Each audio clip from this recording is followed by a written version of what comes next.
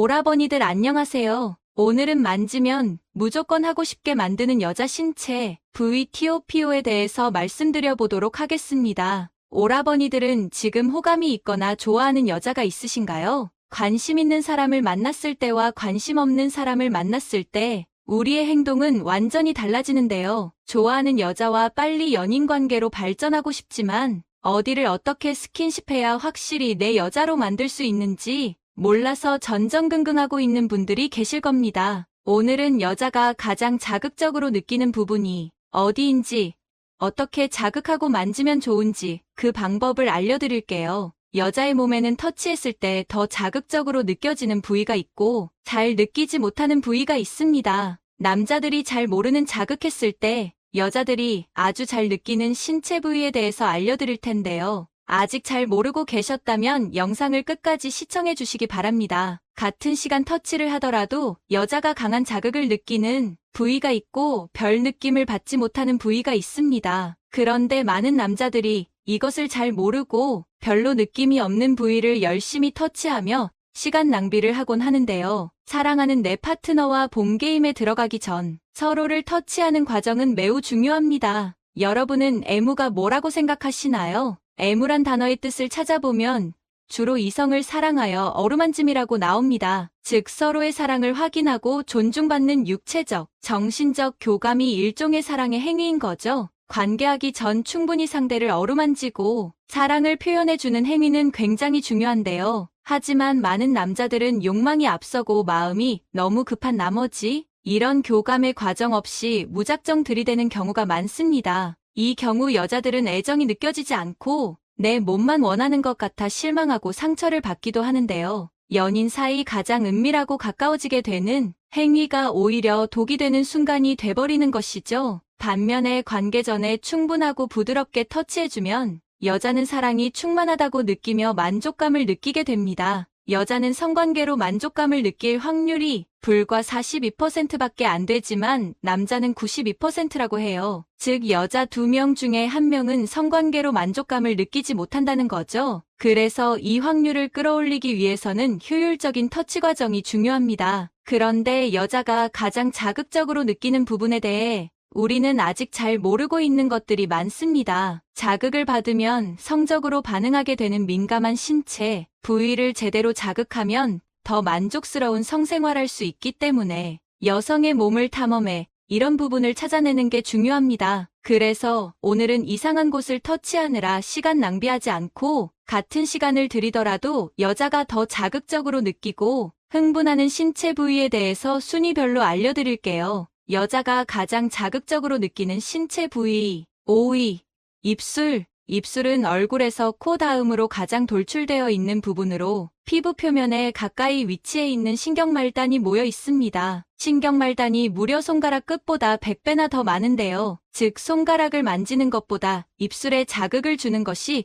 100배나 더 효과적인 거죠. 입술은 조금만 만져도 행복을 담당하는 호르몬이 분비되어서 기분이 좋아집니다. 입술을 자극하는 방법은 여러 가지가 있는데요. 입술에 직접 키스하지 않고 입술 주변에 입을 맞춰도 충분히 자극을 줄 수 있습니다. 이렇게 입술 주변에 입을 맞추면서 여자의 기대감과 감각을 끌어올리고 나서 입술에 직접적으로 키스를 하기 시작하면 여자는 자극적인 느낌을 더 강하게 받고 절정에 한 걸음 더 가까워지게 됩니다. 결혼한 지 오래된 부부라고 해도 뜨겁게 키스하면 부부관계를 더 탄탄하게 해줄 수도 있답니다. 4위, 목도 귀와 마찬가지로 옷을 벗지 않아도 노출되어 있는 부위입니다. 따라서 봄게임을 시작하기 전 단계에서 자극을 주기 좋은 곳이죠. 미국의 의사소통 전문가 토냐 라이먼에 따르면 여자는 좋아하는 남자 앞에서 자기도 모르게 고개를 기울여 목선을 드러내 보이는 행동을 한다고 합니다. 급소에 해당하는 부분을 보여주며 상대의 접근을 두려워하지 않는다는 신호를 보내는 거죠. 즉 여자들이 머리카락을 귀 뒤로 넘기면서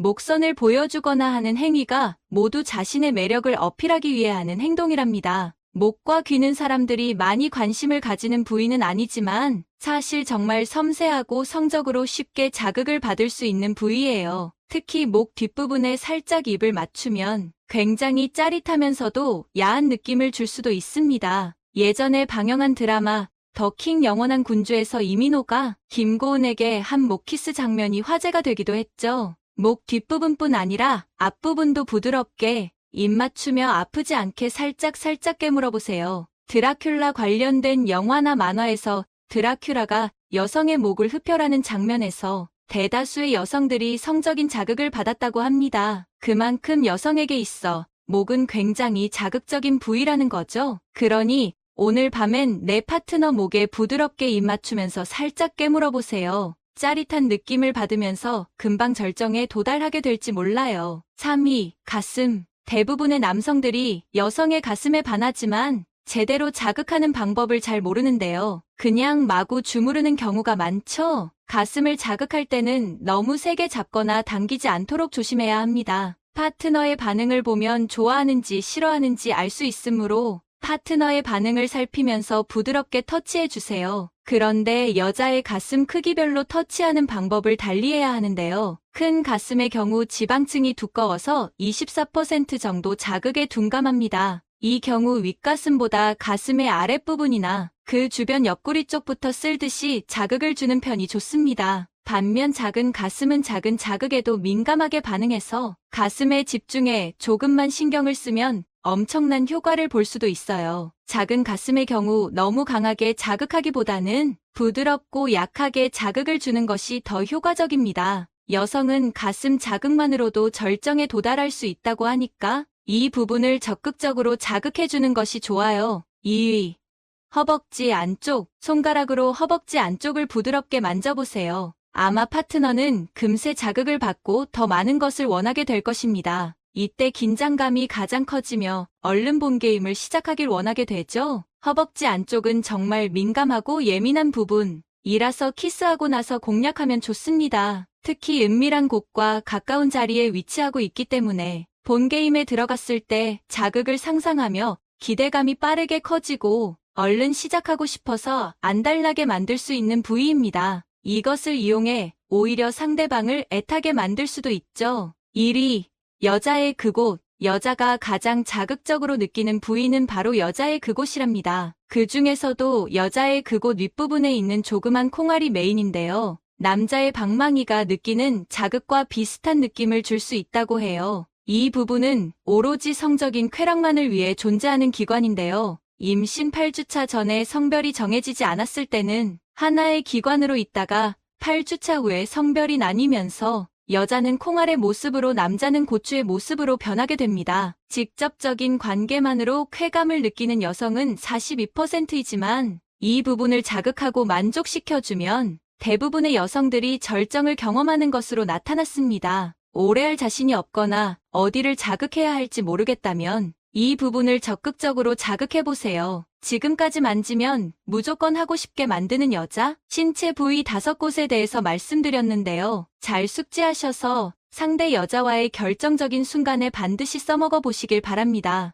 이제 오늘의 다음 콘텐츠로 넘어가겠습니다. 여러분은 지금 호감 있는 여자나 좋아하는 여자가 있으신가요? 스킨십만 하면 내 여자가 될 것 같은데 어떻게 해야 할지 몰라 고민하고 있으시다면 어떤 스킨십을 언제 어떻게 해야 확실히 내 여자로 만들 수 있을지, 더 나아가 스킨십을 통해서 여자의 마음을 얻고 욕구를 폭발시켜서 그녀와 뜨거운 잠자리까지 갈 수 있는 방법을 알려드리겠습니다. 아직 관계가 애매한 사이일 때 시기적절한 스킨십은 관계를 진전시켜주고 그녀를 내 여자로 만들 수 있는 확실한 무기입니다. 여기서 잘한다면 관계의 진전뿐 아니라 여자의 욕구까지 제대로 자극시켜서 바로 침대로 향할 수도 있죠. 모르면 손해보는 확실한 스킨십을 오늘 알려드리겠습니다. 도대체 어떤 스킨십을 물 흘러가듯 자연스럽고 시기적절하게 해야 여자의 욕구를 폭발시켜서 침대까지 갈 수 있는지, 여자의 욕구를 폭발시켜 침대로 향하게 하는 스킨십 3가지 지금 바로 알려드리겠습니다. 우선 이 방법들을 알려드리기 전에 주의할 점은 오늘 알려드리는 방법은 첫 만남이거나 만난 지 얼마 되지 않은 아직은 어색한 관계라면 사용하면 안 되고 몇 번 만나서 서로 약간의 호감이나 좋은 감정이 있을 때 사용해야 효과가 있는 방법입니다. 최소한의 호감도 없는 상황에서 섣부르게 스킨십을 시도하려 했다가는 추행으로 신고당할 수도 있으니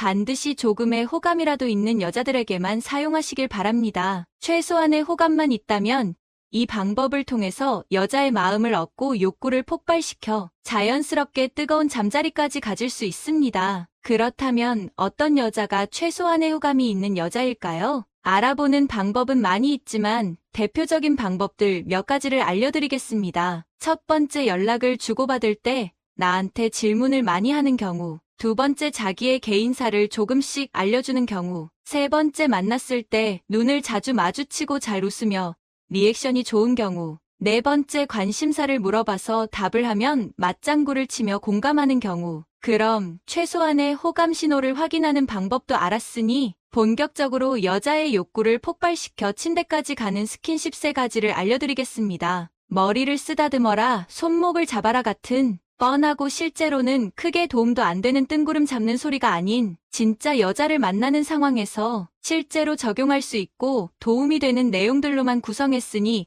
영상을 꼭 끝까지 시청해주세요. 첫 번째, 여자의 목에 얼굴을 가까이 갖다 대는 것입니다. 갑자기 여자의 목에 얼굴을 가져다 대라고? 미치지 않고서야 어떻게 갑자기 목에 얼굴을 대냐? 그리고 목이 여자의 예민한 부분인 걸 누가 모르냐? 라고 생각하실 수 있습니다. 당연히 뜬금없이 갑작스럽게 목에 얼굴을 들이대라는 말이 아닙니다. 목과 관련된 스킨십은 성적인 요소가 높아서 최소한의 호감이 있어도 관계를 망칠 수 있는 위험한 행동이죠. 중요한 건 어떤 명분으로 얼마나 자연스럽게 행동하느냐입니다. 어떤 명분이든 자연스럽게 상황을 리드하면서 스킨십을 시도한다면 아무 문제 없이 가능하기도 합니다. 자연스럽게 시도할 수 있는 상황을 예를 들어서 알려드리겠습니다. 여자와 나란히 옆자리에 앉아 술을 마시고 있는 상황이라고 가정한다면 여자한테 이렇게 말을 합니다. 와, 너 향수 뭐 써? 냄새 엄청 좋다. 혹은 와, 너 샴푸 뭐 써? 내가 되게 좋아하는 향이다. 이런 식으로 명분을 조금씩 쌓아갑니다. 그렇게 자연스러운 대화를 이어가다가 냄새가 계속 생각날 정도로 좋다고, 진짜 너무 좋다고 말하면서 냄새 맡는 척 자연스럽게 쓱 여자의 목 쪽으로 얼굴을 가져갑니다. 여기서 중요한 점은 정말 냄새가 너무 좋아서 놀랐다는 듯한 표정을 만들어주는 게 중요합니다. 그리고 목 가까이 얼굴을 댄 상태로 냄새 정말 좋다 라고 말을 하는 겁니다. 목에 대고 말을 하면 당연히 목에 숨결이 전달되고 대부분의 여자는 목이 예민하기 때문에 이런 자극에 짜릿하는 기분과 함께 성적인 긴장감을 느끼게 될 수밖에 없습니다. 두 번째, 예측할 수 없는 행동하기입니다. 만약 손을 잡는 정도의 가벼운 스킨십을 하고 있는 상태라면 여자는 마음속으로 자연스럽게 다음 스킨십들을 생각하게 됩니다. 이제 손 잡았으니까 다음엔 포옹하겠지. 그 다음에는 키스하겠지. 이런 식으로 다음 스킨십에 대해서 자신도 모르게 상상하고 준비하게 되는 것이죠. 여러분이 여자가 상상한 생각에 딱 들어맞는 뻔한 행동을 하게 된다면 스킨십을 하더라도 여자의 욕구를 폭발시키기는 어렵습니다. 이미 예상하고 준비하고 있던 상황이기 때문이죠. 만약 여자가 상대방을 너무 좋아하고 푹 빠져 있는 상태라면 뭘 해도 좋고 흥분되겠지만 그런 여자를 만나는 것은 힘드니 평범한 호감 상황이라고 생각하고 말씀드리겠습니다. 평범한 호감 상황이라면 어떻게 해야 여자의 욕구를 폭발시켜서 잠자리까지 갈 수 있을까요? 이번에도 아까와 같이 여자와 단둘이 술 마시고 있는 상황이라고 가정해 보겠습니다. 자연스럽게 대화를 하다가 여자와 가벼운 게임을 하자고 제안합니다. 여기서 어떤 게임을 하느냐는 중요하지 않습니다. 중요한 건 게임이 아니기 때문에 가위바위보 같은 간단한 게임을 하자고 한 뒤 대신 이긴 사람의 가벼운 부탁을 들어주는 내기를 하자고 합니다. 여러분이 게임을 하다가 여러 번 질 수도 있지만 한 번이라도 이긴다면 그 순간이 시작입니다. 여러분이 게임에서 이기면 여자가 부탁이 뭐냐고 물어올 것입니다. 이때 내 부탁은 잠시 눈 감아보라고 말하는 것입니다. 여자는 눈을 감으면서 자연스럽게 뭐야? 지금 무슨 선물이라도 주는 건가? 아니면 키스하는 건가? 이런저런 생각을 하면서 두근거리고 긴장하게 됩니다. 이런 묘한 분위기를 풍기며 5초 정도 바라보기만 하다가 됐다고 이제 눈을 떠도 된다고 말합니다. 그러면 여자가 당황한 듯이 물어볼 것입니다. 뭐야? 왜 눈 감아보라고 한 거야? 이렇게 물어온다면 그냥 너 자는 모습 한번 보고 싶었거든 이렇게 대답해보세요. 여자는 엄청 묘한 기분을 느낄 것입니다. 키스할 것처럼 해놓고 이 남자 뭐지? 이런 생각도 들고 자는 모습 보고 싶었다는 건 무슨 의미로 한 말이지? 오만 가지 생각이 들며 여자의 머릿속은 복잡해집니다. 여러분의 말 한마디로 여자의 머릿속을 복잡하게 만든 것이죠. 여자는 남자의 예측되지 않는 모습에 설레면서 묘한 매력을 느끼게 됩니다. 그리고 눈을 감고 키스를 상상했기 때문에 성적 욕구도 자연스럽게 올라갑니다. 야한 글을 읽기만 해도 흥분되는 이유는 머릿속에서 온갖 상상을 다하면서 읽기 때문인 것처럼 당신과 키스하는 상상을 하며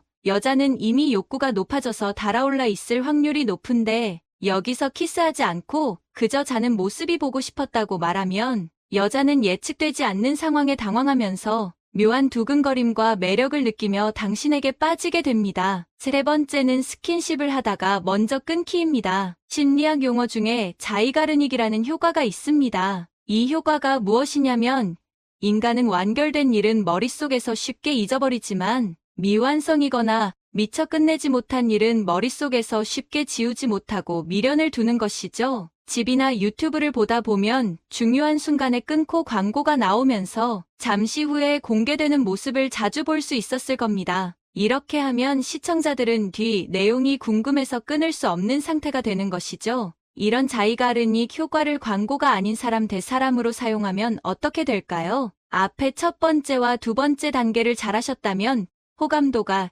이미 꽤 많이 커진 상태로 잠자리까지 이어질 확률이 높은 상태일 것입니다. 이 확률을 더욱 끌어올려주는 것이 세 번째 방법입니다. 앞에 1단계와 2단계를 통해 자연스럽게 뽀뽀나 키스 등의 수위가 높은 스킨십을 진행할 때 여자가 본격적으로 달아올라 흥분하려는 타이밍에 먼저 입술을 떼서 여자를 아쉽게 만들어야 합니다. 이러면 여자는 자이가르닉 효과 때문에 하다가 흐름이 끊긴 스킨십이 아쉽고 미련이 남아 계속 생각이 나게 되는 것이죠. 수위가 높으면 높을수록 감정적인 투자도 많이 했기에 더욱 욕구가 폭발하고 안달날 수밖에 없게 됩니다. 이렇게 여자를 달아오른 상태로 만들어 놓는다면 그 다음에 여자를 어떻게 하든 그것은 이제 여러분의 자유입니다. 여기까지 여자의 욕구를 폭발시키는 스킨십 방법 3가지에 대해 단계별로 함께 알아봤습니다. 한 번 더 말씀드리지만 지금 만나고 있는 이성과 나의 단계가 어디쯤 있는지 서로 얼만큼의 호감이 있는지 파악하면서 스킨십을 하는 것이 가장 중요합니다.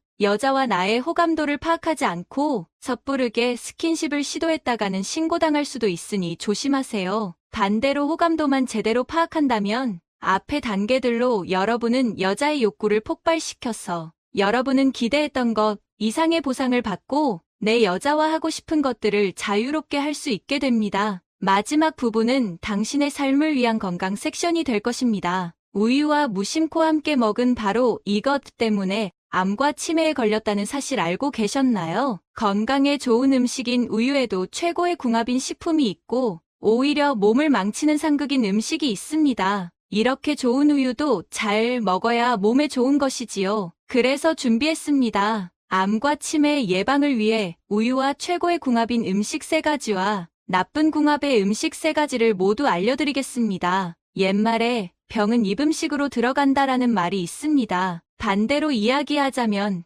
병은 입음식을 통해 치료된다고 할 수 있지요. 따라서 어떤 음식을 먹는지가 우리의 건강을 지켜주기도 하고 해치기도 한다는 것입니다. 음식으로 건강을 지키려면 우리가 먹는 음식들의 궁합을 잘 알고 좋은 궁합의 음식들을 잘 챙겨 드시는 것이 제일 중요합니다. 오늘의 주인공은 뼈 건강의 최고인 칼슘의 제왕 바로 우유입니다. 우유가 몸에 좋다는 것은 모두 잘 알고 계시지요. 칼슘이 많아 뼈 건강에 좋은 것은 당연하고 심혈관 질환, 위염, 소화불량을 예방할 뿐만 아니라 당뇨병 위험을 낮추는 엄청난 효과가 있어서 반드시 챙겨 드셔야 하는 식품 중에 하나랍니다. 그런데 여러분, 이렇게 건강에 좋은 우유도 같이 먹으면 건강을 해치는 음식들이 있다는 사실 알고 계셨나요? 그럼 지금부터 우유와 함께 드시면 암과 치매 예방에 최악인 음식 3가지와 우리의 수명을 건강하게 연장시킬 수 있는 최고의 음식 3가지를 함께 알아보겠습니다. 첫 번째로 우유와 절대로 함께 드시면 안 되는 것은 바로 고구마입니다. 깜짝 놀라신 분들 많으시지요? 고구마와 우유를 함께 갈아 라떼로 드시기도 하고 고구마 스프를 많이 만들어 드십니다. 고구마에는 우유에 부족한 섬유질이 풍부해서 함께 먹으면 좋다고 알고 계실 텐데요. 맞습니다.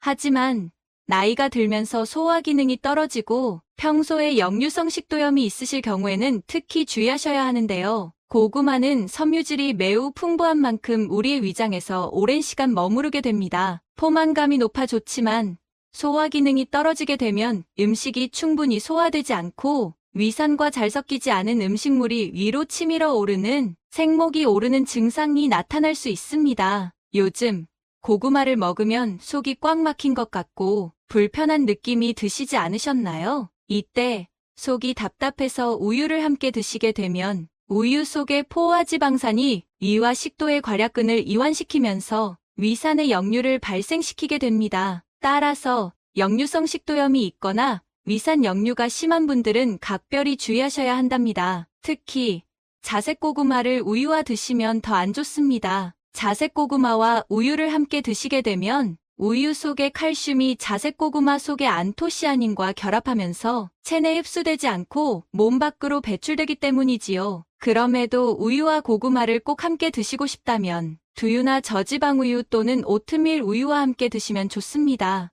여기서 집중!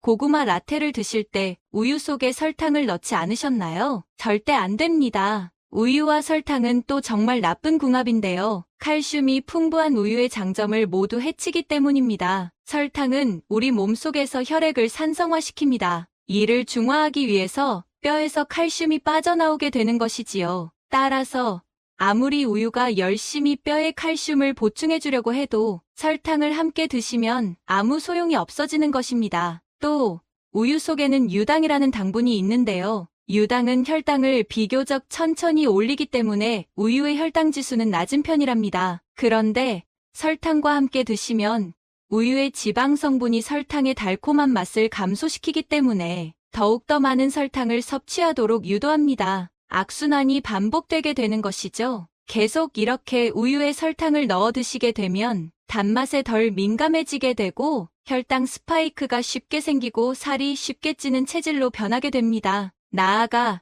인슐린 저항성을 높이고 만성염증으로 이어지게 되는 것이지요. 결국 이 만성염증이 우리 몸속에서 암과 치매를 유발하게 되는 것입니다. 우유와 설탕 반드시 주의하셔야 합니다. 최근에 감자를 최고로 드실 수 있는 기적의 방법에 대한 영상을 올려드렸는데요. 그때도 소개해드렸던 최고의 궁합입니다. 우유에는 거의 모든 종류의 비타민이 함유되어 있지만 딱 하나, 비타민C가 부족합니다. 그런데 감자는 비타민C가 정말 풍부하게 함유되어 있는데요. 땅 속의 사과라고 불리는 감자는 사과보다 무려 5배나 많은 비타민C가 들어있답니다. 또 감자의 좋은 성분들의 체내 흡수율을 높이기 위해서는 비타민 A가 반드시 필요한데요. 우유는 비타민 A가 정말 풍부하게 들어있지요. 그러니 우유와 감자를 함께 드시면 서로의 영양분과 비타민의 흡수를 극대화해서 면역력을 높이는 영양적으로 완벽한 찰떡궁합이랍니다. 감자와 우유를 따로 챙겨 드셔도 좋고 함께 갈아서 감자 우유로 드셔도 정말 좋습니다. 특히 나이가 들면서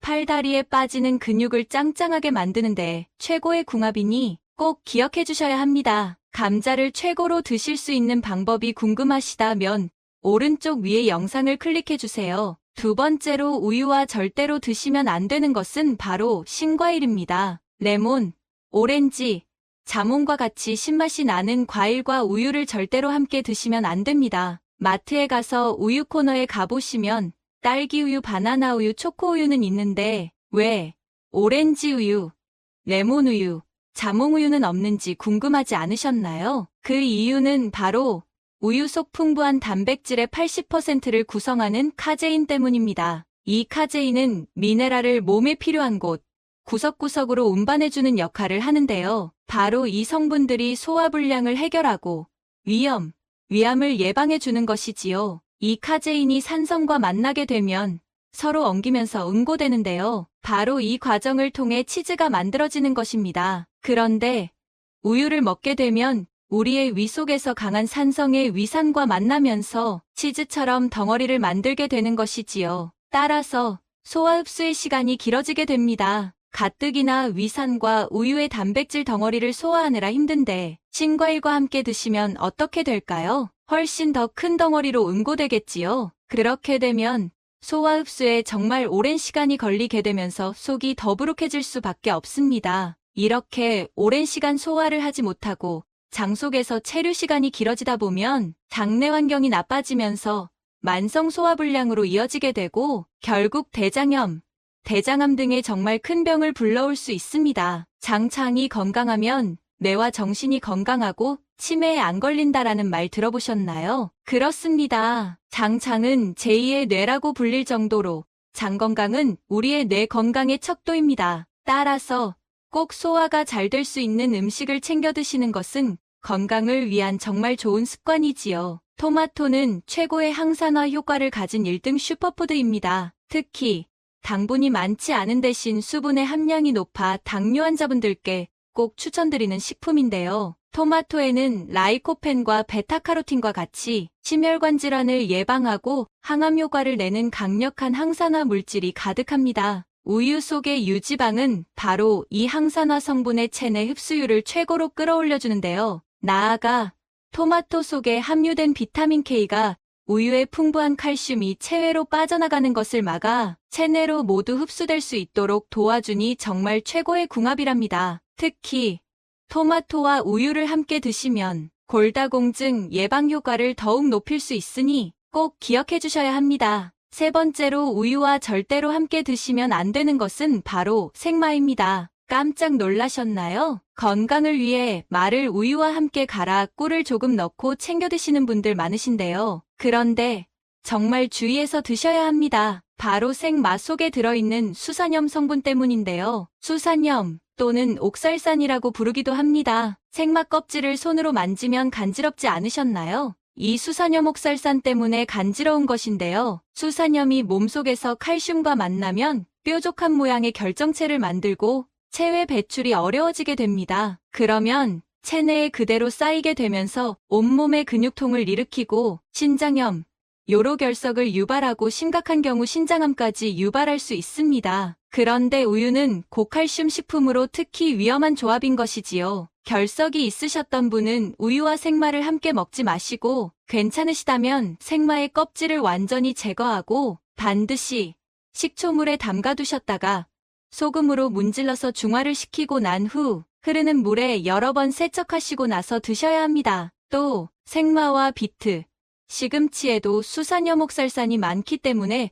우유와 함께 드시면 안 됩니다. 옥수수는 식이섬유가 풍부해서 장 건강에 좋을 뿐만 아니라 치매 예방에 최고인 엽산이 풍부하답니다. 또한 비타민 B 복합체가 풍부하여 스트레스 해소와 심신안정을 돕지요. 반면 옥수수에는 아미노산 중에서 트립토판과 라이신의 함량이 적은 것이 매우 큰 단점인데요. 이때 아미노산이 풍부한 우유와 함께 드시면 부족한 영양소를 채워주는 최고의 궁합이랍니다. 특히 요즘같이 무더운 여름 불면증으로 고생하시는 분들이 많으실 텐데요. 우유를 따뜻하게 데워서 옥수수와 함께 드시면 숙면에 최고입니다. 우유 속의 락토바실러스 유산균이 배고픔도 줄여주면서 장을 진정시켜서 우리 몸의 신경세포의 불안감을 줄여주고 수면의 질을 크게 향상시켜준답니다. 옥수수의 비타민 B 신경안정 효과와 함께 엄청난 시너지를 내니 우리 소중한 구독자님들의 편안한 밤을 위해 옥수수와 우유